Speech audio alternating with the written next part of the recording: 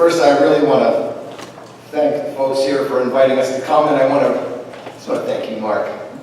You know, we've worked together on the Challenge Leaders Committee and the Growth Committee back in our area, and you know, you're such a joy and a gift. Thanks. And unlike Anya, I was raised Southern Baptist, and my father was a lapsed Catholic, and both my parents have become more Catholic and Baptist the older they've gotten, which is kind of an interesting thing to watch. And growing up in Maryland, which was a state which, despite the Brown versus Board of Education ruling in '54, the schools were not integrated until 1971. And being alive in the 4th grade when that happened had a profound effect on me and my understanding of what justice is and could be. So I feel like I come from a place of great contradictions. My hometown of Baltimore is a very contradictory place in many ways. Some people think it's the southernmost part of the Northeast, and others think it's the northernmost southern city, and despite its gentility and some of its culture, it's also a place rife with conflict. And I hope that I can model how to hold those contradictions in one uniform. So I love the image of this gathering, the title, Defying Gravity. And it reminds me of an image that we often hear people use talking about trying to lead Unitarian Universalists. They often say it's like what? Right. But I offer a different image.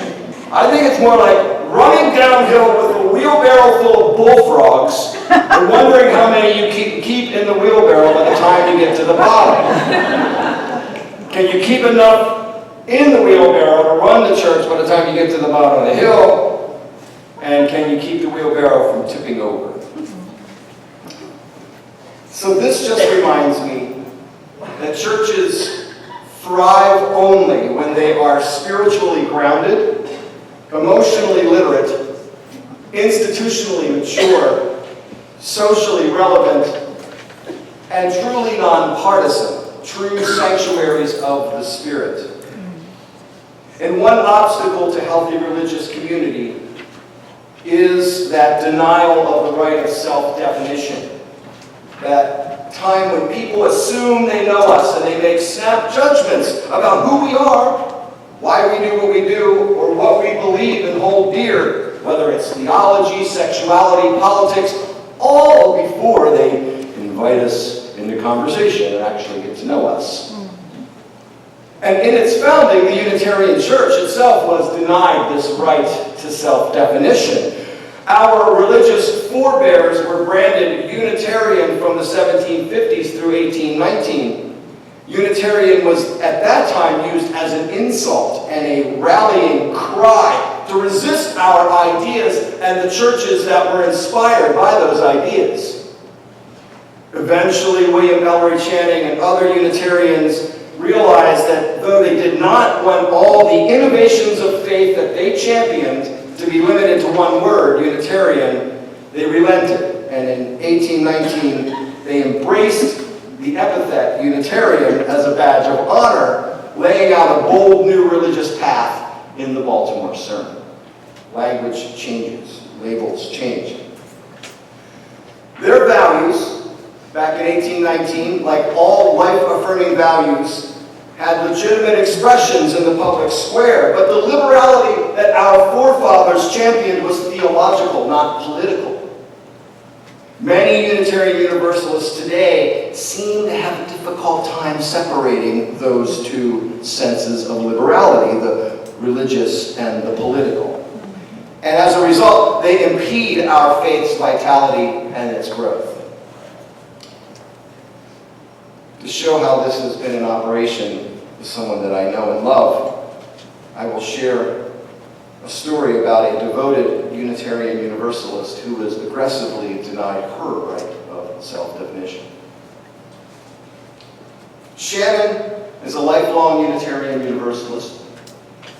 Her parents were leaders in every church that she ever attended, including the one that they helped to found. At age 22, Shannon was hired without any experience as director of religious education at a church where her parents helped lead. One day, a few years later, Shannon was found in her office, shaking, in tears. Shannon confided that she had been mistreated by an older female member. This woman wanted Shannon to spend her precious few professional hours recruiting parents and others to attend a rally in support of abortion rights. And Shannon had refused. Shannon's supervisor, the one who set her work priorities, supported her, claiming that boundary. She only had 20 hours a week of paid time, not nearly enough time to do the job as it was. But there was something more. Shannon confessed that she had a consistent life ethic. She was a pacifist, she opposed the death penalty, and she opposed abortion. Consistent life ethic. She also shared that she had become pregnant for the first time. That Sunday, when Shannon admitted to that lay leader that she did have issues with abortion, and she was rightly not going to squander the few hours she had as a professional doing something outside her job description, promoting a cause which was not hers, this older member screamed at her using foul language, waving her arms as if she was going to hit her, called her unfit for service, slammed the door, and stormed out. This was not the first time Shannon had been uncivilly, verbally abused by members of her church, where she toiled for little money and less prestige. This young mother-to-be, crying and shaking, was at her wit's end. Like too many DREs, Shannon had grown up in the church she now served. She had known and respected this woman for a long time. The hurt was deep. This violence, and it was violence, denied Shannon's right of self-definition. And this happens to all of us, right? Being denied the right to define ourselves. In many places it happens. But one place it should never happen is in church. Too many people in our congregations get denied this freedom, the right to define oneself politically. Reverend Dr. Mark Morrison Reed teaches us that scorn is deadly in religious community. The denial of the right of self-definition, too often visited upon politically conservative Unitarian Universalists, is an unholy denial of inherent worth and dignity. As Jonathan Haidt, whom we'll see in a minute, teaches in The Righteous Mind, the human mind tends toward groupthink, or what he calls confirmation bias.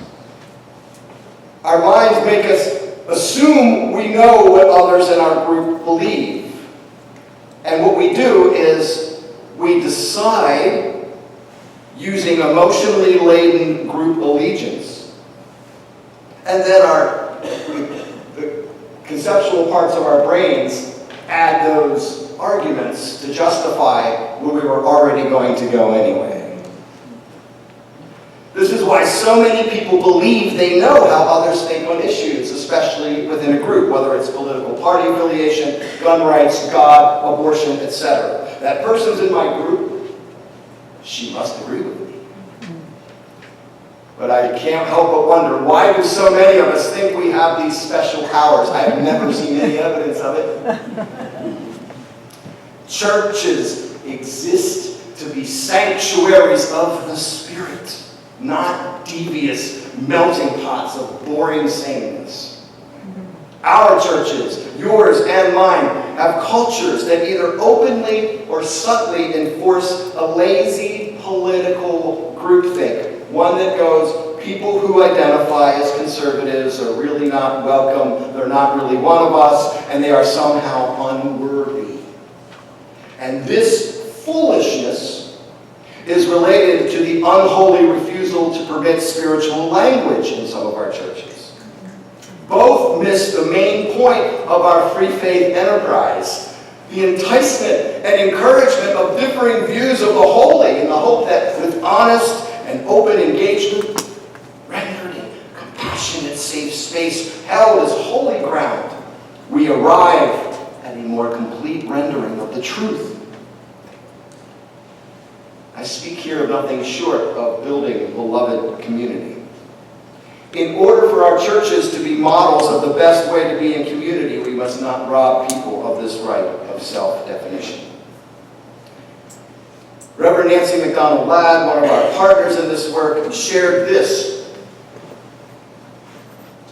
I sat in on an interview once with a Catholic sister who had lived her life in the close fellowship of a convent.